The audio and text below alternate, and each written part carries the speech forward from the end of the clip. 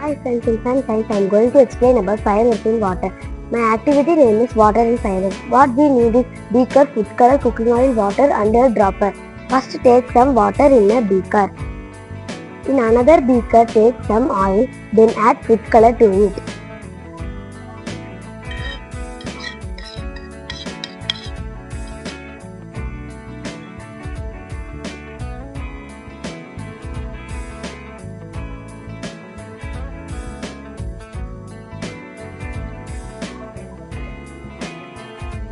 Now stick beaker well and mix slowly into a beaker.